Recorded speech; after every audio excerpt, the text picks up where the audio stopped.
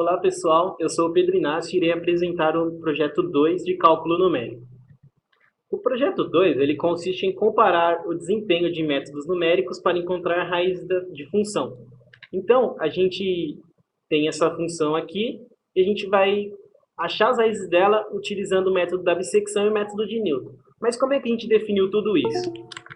A gente definiu utilizando o código que o professor passou para a gente. Então, com esse código aqui, a gente roda com o nosso RA e aí o próprio código já retorna a função e os métodos que serão utilizados com o intervalo já. Então, no caso aqui, deu o método da bissecção, o método de Newton, intervalos aqui. Aí o método da bissecção, como é que ele funciona? A gente tem uma função, ela está delimitada, ela é contínua em um intervalo aqui AB. Então, para a gente achar a raiz, a gente tem que multiplicar o f de B e o f de A. Se der menor do que zero, vai ter uma raiz dentro desse intervalo aqui. Agora, deu menor do que zero. A gente vai fazer o ponto médio desse intervalo. E aí, vamos supor que deu x de zero aqui. Esse x de zero, a gente vai multiplicar por f de A ou f de B. E se der menor do que zero, a raiz dessa função delimitada por A e B vai estar em algum desses novos intervalos aqui. Então, por exemplo, eu fiz o meu x de zero, multipliquei por f de A, deu menor do que zero, a minha raiz vai estar aqui. Então, a gente vai ter que fazer esse código outras vezes para poder, assim, ter uma precisão de onde que vai estar a nossa raiz. Então, o método da bissecção funciona assim. Agora, o código desse método. Primeiro, a gente importa as bibliotecas, né? Define a função, que é aquela função lá x elevado ao cubo menos 50x mais 3.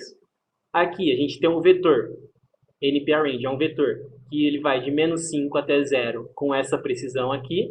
Então, aí aqui está tudo discriminado em A, B e prec. Esse x de k, ele é uma lista que armazena os valores gerados do nosso ponto médio. Então, o x0, o x1 vai estar tudo aqui nessa lista. E esse iter é a quantidade de vezes que a gente vai ter que fazer isso para conseguir achar a nossa raiz. Para não fazer manualmente, a gente criou um loop. Esse loop ele funciona da seguinte forma. Enquanto b menos o a for maior do que a precisão, de 0,01, e as iterações forem menores do que 20, menores ou iguais do que 20, ele vai continuar fazendo o código.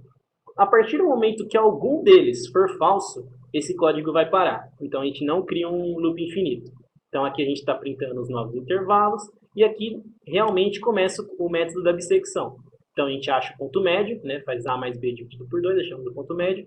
A gente adiciona esse valor de ponto médio naquela lista, xk, e aí a gente faz a análise. Então, x0 vezes o f de b, se for maior do que zero, a gente cria um novo intervalo. Se não, a gente continua fazendo essa conta e aí a gente vai cada vez mais chegando perto da raiz. Aí agora aqui a gente passa para a parte de plotar o gráfico, criar as figuras e tudo mais. Então aqui a gente está criando uma figura, colocando as grades no gráfico, plotando o gráfico em si. E aí esse for aqui, esse loop for, ele funciona da seguinte maneira. A gente vai na lista xk, pega os valores de ponto médio e a gente vai colocar esses valores de ponto médio no nosso gráfico. Entende?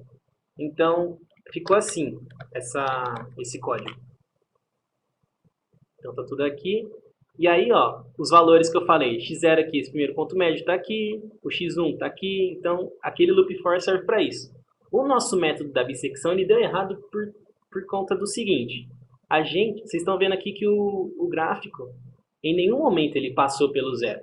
Então, a gente foi e fez o método lá. Fizemos o menos 5, multiplicamos ele pelo ponto médio, de 5 até 0.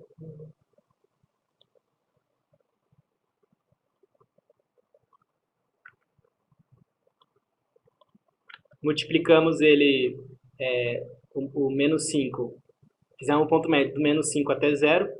E aí, o ponto médio deu 2,5, que está aqui. Então, esse ponto médio está aqui.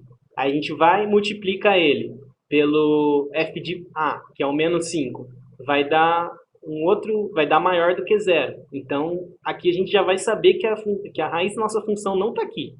Só que como o intervalo que a gente pegou lá, que era de menos 5 até zero, é isso daqui, então aqui a gente não vai conseguir ter a nossa raiz, por isso o método deu errado. Bom dia, boa tarde, boa noite a todos. Eu sou Augusto e vou apresentar aqui a resolução da equação do projeto 2 pelo método de Newton. Então, basicamente, eu vou dar uma contextualizada no funcionamento do método, mas ele é uma variação, não um aperfeiçoamento aí do método de ponto fixo, que a gente aprendeu anteriormente aí nas aulas do professor. E no que ele consiste, né? Ele consiste, assim, basicamente, na escolha aí de um φ de x, né? Que, de modo aí que a sua derivada seja igual a zero. Então, isso consiste no método de Newton. E aí a função de interação φ de x, nesse método, ela é igual a x menos f de x dividido pela derivada de f de x. Para ficar um pouquinho mais claro, eu vou explicar aqui a partir do gráfico de que forma esse método funciona. Então, aqui pelo gráfico aqui de baixo, a gente pode ver aqui a função f de x, essa função quadrática preta, né? E também uma φ de x, que é essa linha vermelha aqui, que representa aí também basicamente uma reta tangente a f de x em determinado ponto. E de que forma o método de Newton funciona? A partir dessa φ de x, né, que é essa reta vermelha, a gente consegue encontrar o ponto x1, né, esse ponto x1 aqui, que ela corta o eixo x no gráfico, né? Então, quando essa função é igual a quando a função aqui, né, quando o ponto y é igual a zero. E a partir disso a gente consegue se aproximar cada vez mais da raiz da f de x, né, que é o ponto A, como vocês podem ver aqui. Então, baseado nessa constância, nessas sucessivas aproximações, a gente consegue encontrar. Então, da mesma forma, a gente consegue jogar esse valor aqui para cima, encontrar mais uma equação de reta aí tangente a esse ponto, e da mesma forma, encontrar aí o ponto que ela cruza o eixo x novamente, né, quando y é igual a zero, e fazer essa aproximação até a gente conseguir chegar o mais próximo possível até na função em si da equação f de x. Certinho? Vou explicar aqui o código que nós realizamos aí para fazer o método de Newton. Então, basicamente, aqui a gente fez o import aí das bibliotecas necessárias. Primeiramente, aí a gente tem as nossas funções, né? X ao cubo, menos 50x mais 3, e as derivadas. Então, a gente utilizou isso aqui para estar definindo essas funções, tanto f de x como a sua derivada. A gente também tem aqui um intervalo, né, de menos 10 a menos 6 aí, com essa precisão. E aí, primeiramente, a gente fez a parte de plotar esse gráfico, certinho? Então, a gente plotou o gráfico, plotou aí as grades e tudo mais. E mais para frente eu vou mostrar como ficou. E aí, a gente parte aí para uma parte aí de definição de parâmetros, né, que é uma segunda partezinha, assim, do nosso código. Então, a gente define aí o x0, né, esse primeiro ponto aí, esse ponto aí de 1.5, para a gente estar começando a fazer o nosso método. Aqui a gente definiu duas precisões, né, a primeira precisão aí com relação a x, depois com o y, mas elas são idênticas. Depois a gente definiu o número máximo de interações que o código pode ter, a lista, né, a gente definiu essa lista, né, que armazena esses suscetíveis pontos que a gente for contabilizando. E, por fim, o iter igual a zero, né, que é essa variável que conta o número de interações. Perfeito? Então, para o início do processo, a gente utilizou o comando while aí, verificando aí o módulo, né, quando o módulo de f de x for maior que a precisão e além disso, o número de interações aí for menor ou igual ao número de interações máximas, o código continua rodando.